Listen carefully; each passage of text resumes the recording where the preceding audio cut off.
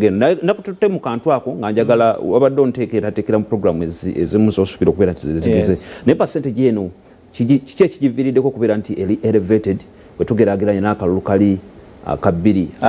mugumu. Akalulu ka 2 ekisooka kaali ka covid.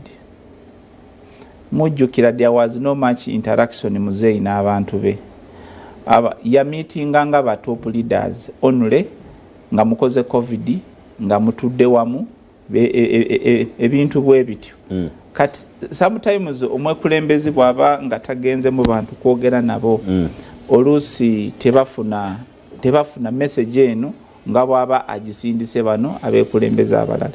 Ekyo that is one factor. He did not interact with his people face to face. Naye kati eno season olaba nti interactinze n'abantu omu ku omu n'awana meetings abantu n'awulira ebizibu by'ababoda n'awulira ebizibu by'abanu n'osanga nti buli kimu kyonna kikoze kibadde nga kikola nga kitambula. Kati ekirala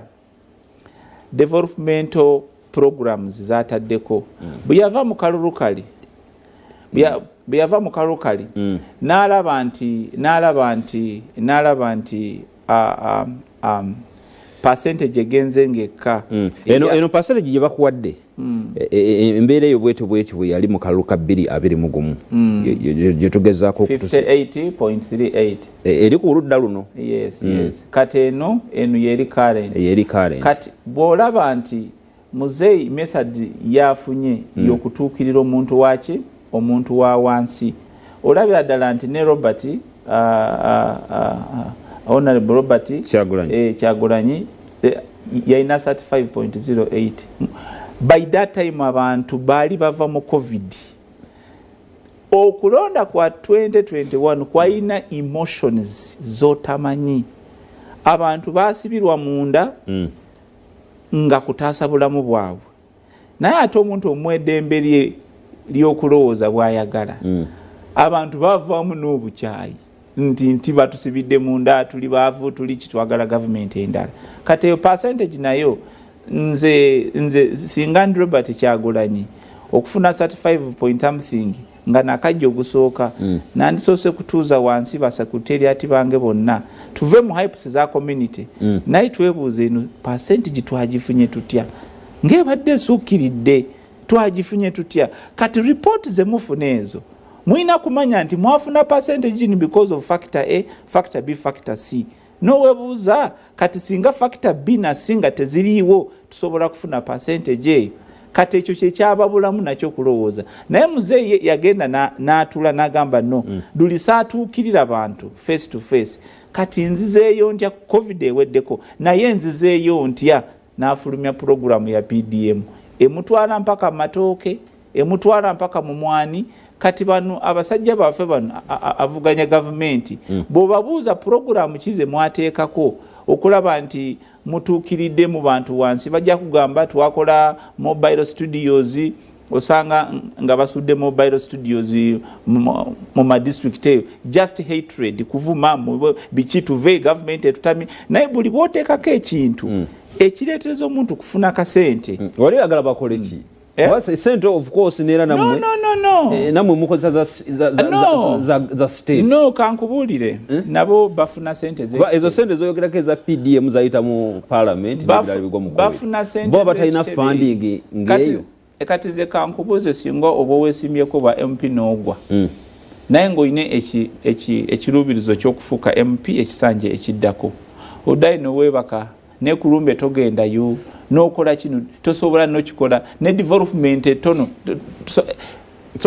Kyenjagala okubuuza engineer naliko ne omukulu Thomas Tayebwa twali Lugogaawo nga baaniriza abasaze eddiiro okuva mu bitundu ebya Eastern bali basinkanye ba Eastern eyo okuva eyo nga waba head n'ebitundu ebirala ebikola ebitundu ebyo naye yagamba ebigambo bino PDM nga ye mulugunya okubeera nti PDM abamu sente bazibba bubbi naye yagamba PDM kaali kamasu kaki akagendereddwamu okwentayizinga abo opposition katuwengerageranya naawe ekigambo enticing kyendategedde kusikiriza ab'opposition PDM kusikiriza ab'opposition kyali kigendereddwa mu kusikiriza opposition nabo okuloza ku birungi bikwataganya ebiri mu gavumenti kyendategedde akakatambi kali ku likodi nsobola okaza lindako kyendategedde kati wetugeraganya naawe wetutunuulira naawe nga olese example ya PDM PDM was it a political move or was a program etunuuliddwa okutuusa obulamu bw'abantu wabuuziza program ki ezibaddewo ezisobodde okutuukira omuntu wa wansi ne basobola okulonda wabuuziza nti was PDM a political move wabuuziza nti which political move wabuuziza program kati bwetubanga kati mwawule ekigambo politics na development nati tulengera PDM tugirengeramu kati ebyobufuzi no PDM is a government program jukira bwe mubeera mu government kabeere Kyagulanyi nga ina government kati ye aba agenda kulowooza program za politics programs za development kati ekitegeeza program zino ezaateekebwawo program ki yosobola kutuukirira omuntu kubanga esente zibadde nga ziri centrally controlled on top here okitegeera kati sente bwe ziba nga ziva mu central government ne muziteeka mu local government esente ezo genda kutuuka wansi ku muntu wa wansi atalina na simu atamanyi ne byagundi ne byogenda mu gundi okulobinga ye program eyo Paris Development Model ate kankubuulire Paris Development Model si kintu ekize leero kati kankubuuze Paris ekigambo gwe wakireetawo tugamba program asoko linde omanyigwe ekizibu muluka kitegeeza muluka naye no ekizibu kye mulina temwagala ebintu bijja bitya mwagala ebintu bibadde bitya ekigambo Paris nkubuuziza kyo kyajja kitya kyogamba nti muzeeyi yaleeta ekigambo Paris aba designinga Parises kuva edda myaka jedda gya kolonio gya kigiri twalina ba Paris chiefs nga balina programs ku Paris level ku Paris ki level kyolaba nti n'amasomero madwaliro tugadesigninga ku Paris model kati Paris model obreakingamu bulibanga teri somero teri dwaliro teri polisi teri ki naye kati munfuna mu economy omuntu kantu ki katusobola nako kugata ku Paris ajja kuvaayo Paris endala model era nayo ngeri ku base what ku Paris kati ekigambo Paris model tekibanga kigambo kyazengulwa politics Paris ebaddewo naye abantu bakozesa central kati oyinza gamba local government model central government model naye katola akituute navaayo village model naye katona agirese ku Paris model okulaba nti n'aba Paris ezaabo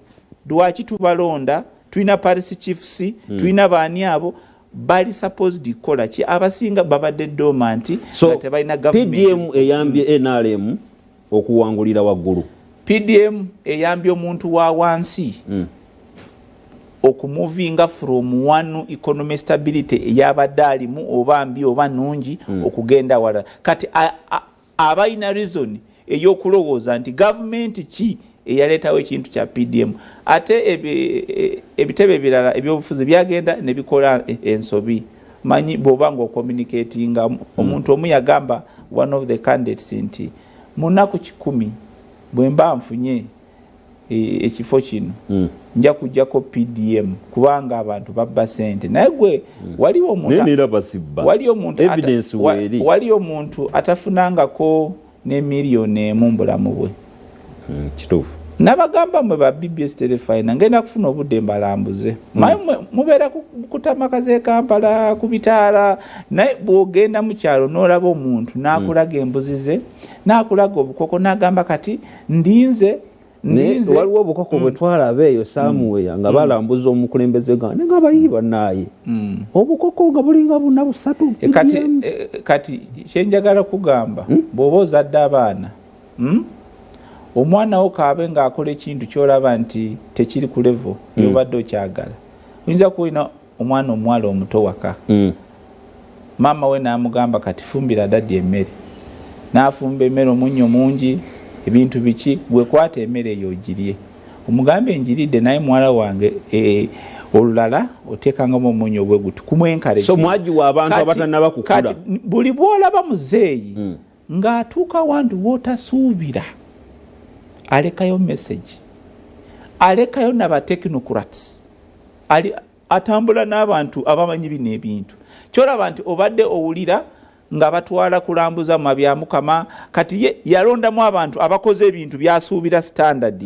byasuubira standard kati akwata ba farmers abo ne balambula walala nakwata ba farmers abo ne balambula walala kubanga okutandika abalala oluusi babanga tebalina big visionary eyokulowooza n'amala gakola ekintu naye bw'alambulako mu omuntu omulala ogenda kwesanga nti alina kyakoze eki kyayizeemu ndowooza bwe tugenda maaso ojja kusanga PDM eyo kati efuuse constant abantu bagimanyi nga kale tugenda kummulamu ku katono tukyali engineer Jonada Asimwe ye mumyuka wa ssentebe wa NRM mu bitundu ebya Western Uganda songa nyingi nnyo zitukyalina obuuma obwo twateekamu ssente zaffe nnyingi ng'abawi b'omusolo naye oli engineer gyagenda tubuulira ku nsonga eyo kuba bigambibwa nti lyemu ku kuba eryabayambyeko okuwangula olw'obuuma obwo obutakola tummulamu katono tukomawo